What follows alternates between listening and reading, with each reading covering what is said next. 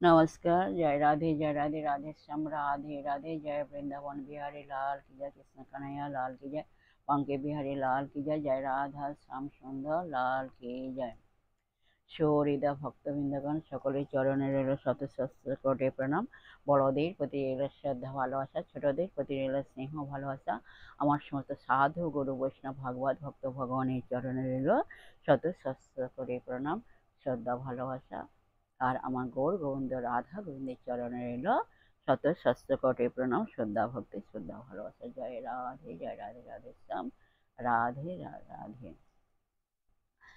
এখন আজকের আলোচ্য বিষয় হলো গীতা কোশ্চেন এন্ড অ্যান্সারের মাধ্যমে আমরা গীতা শ্রীকৃষ্ণের অমৃতময় কথা এখন আমরা শ্রবণ করব। রাধে রাধে, আসুন আমরা শ্রবণ করি। এখন 1 নম্বর প্রশ্ন হলো, কলকাতায় প্রথম কবে গীতা ছাপানো হয়েছিল? এর উত্তর হলো 1809 খ্রিস্টাব্দে কলকাতায় প্রথম গীতা ছাপানো হয়েছিল। 2 নম্বর প্রশ্ন, প্রস্থান ত্রয় কি কি? প্রস্থান ত্রয় কি কি? এর উত্তর হলো, উপনিষদ সমূহকে বলা হয় শ্রুতি প্রস্থান, ভগবদ গীতাকে বলা হয় স্মৃতি প্রস্থান ও ব্রহ্মসূত্রকে বলা হয় ন্যায় প্রস্থান। 3 নম্বর, ভগবান শ্রীকৃষ্ণ অর্জুনকে কেন অমৃতত্ব ব্যাখ্যা করেছিলেন? এর উত্তর হলো, ভগবান শ্রীকৃষ্ণ অর্জুনের শোক ও মোহ দূর করার জন্য অমৃতত্ব ব্যাখ্যা করেছিলেন। 4 নম্বর, যুধিষ্ঠিরের রাজস্ব যজ্ঞকালে অর্জুন নিখিল জনপদ জয় করে ধন সংগ্রহ করেছিলেন, সেজন্য তার কি নাম হয়েছিল? তার নাম হয়েছিল ধনঞ্জয়। সেজন্য অর্জুনের নাম হয়েছিল ধনঞ্জয়। 5 নম্বর প্রশ্ন হলো, অর্জুনের রথের সারথি কে ছিলেন?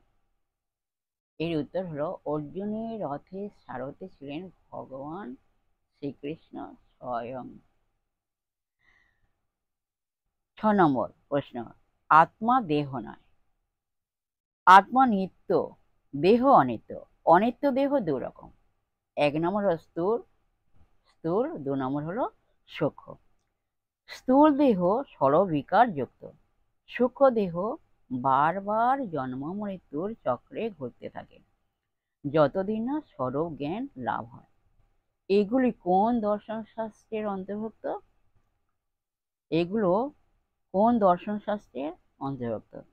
এগুলি কপিলের দর্শন শাস্ত্রের অন্তর্ভুক্ত। 7 নম্বর, অর্জুনের শোক হওয়ার কারণ কি ছিল?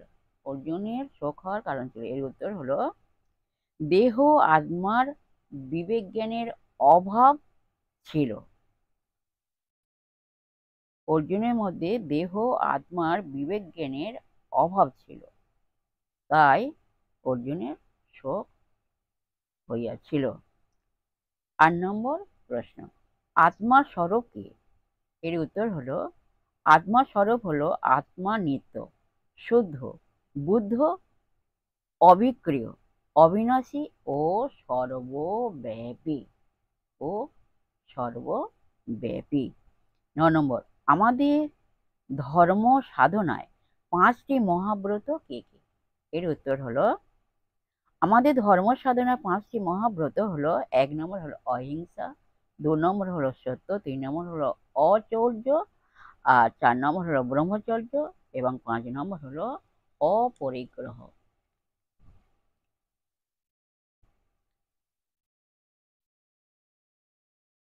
10 নম্বর প্রশ্ন,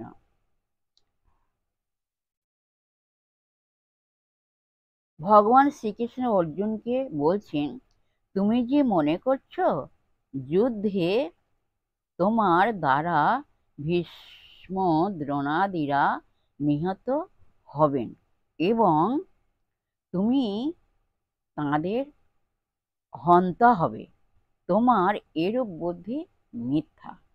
কেন মিথ্যা? আসুন আমরা শ্রবণ করি কেন মিথ্যা, এর কারণটা কি। এর উত্তর হলো, কারণ আত্মা নিজে হত হন না। আত্মা নিজে হত হন না, আবার অপরকেও হনন করেন না। অপরকেও হনন করেন না। যাই হোক, এই পর্যন্ত আজকের বিশ্রাম রাখলাম। বিশ্বের সমস্ত সহৃদা ভক্তবৃন্দের উদ্দেশ্যে বলছি, সবাই সুখে থাকবেন, শান্তিতে থাকবেন, আনন্দে থাকবেন। সুখে শান্তিতে আনন্দের জীবনযাপন করবেন। সদা সর্বদাই আনন্দে থাকবেন। এক সেকেন্ডের আনন্দে থাকবেন না, সদা সর্বদাই আনন্দে থাকবেন। মুখে মলিন করে থাকবেন না। আর নিজ নিজ পিতামাতাকে ভালোবাসবেন, তাদের যেন দুঃখ কষ্ট না হয় সেদিকে লক্ষ্য রাখবেন। আর আসুন আমরা এখন মান অভিমানের পর্ব শেষ করে মনকে কাদা তালের মতো নরম করে, শিশুর মতো সরল করে, মনের মধ্যে অহংকার ত্যাগ করে আসুন আমরা এখন রাধা নাম কীর্তন করি। জয় রাধে, জয় রাধে, রাধেশ্যাম, রাধে রাধে। এক সেকেন্ডও নিরানন্দে থাকবে না, কারণ আমরা সচ্চিদানন্দময়ে রাজত্ব এখন বাস করছি। হ্যাঁ, সবাই আনন্দে থাকবেন। রাধে রাধে।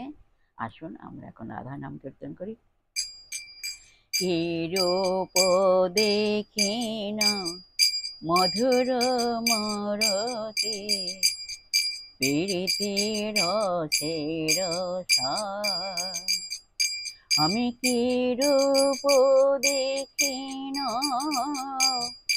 মধুর মরতে, প্রীতির রসের সার। হেন লয় মনে এ তিন ভুবনে, তুলনা নাহি কথা, তুলনা নাহি কথা। আমি কি রূপ দেখিন মধুর মরতে, প্রীতির রসের সার। হেন লয় মনে এ তিন ভুবন, তুলনা নাহি কথা, তুলনা নাহি কথা। তোমরা বলো রাধা রাধা রাধা, রাধা রাধা রাধা, রাধা রাধা রাধা রাধা। বলো রাধা রাধা রাধা, রাধা রাধা রাধা, রাধা রাধা রাধা রাধা। বলো রাধা রাধা রাধা, রাধা রাধা রাধা, রাধা রাধা রাধা রাধা।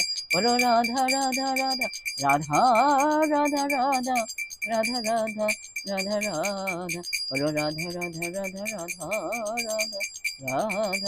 রাধা রাধা রাধা রাধা। জয় রাধা।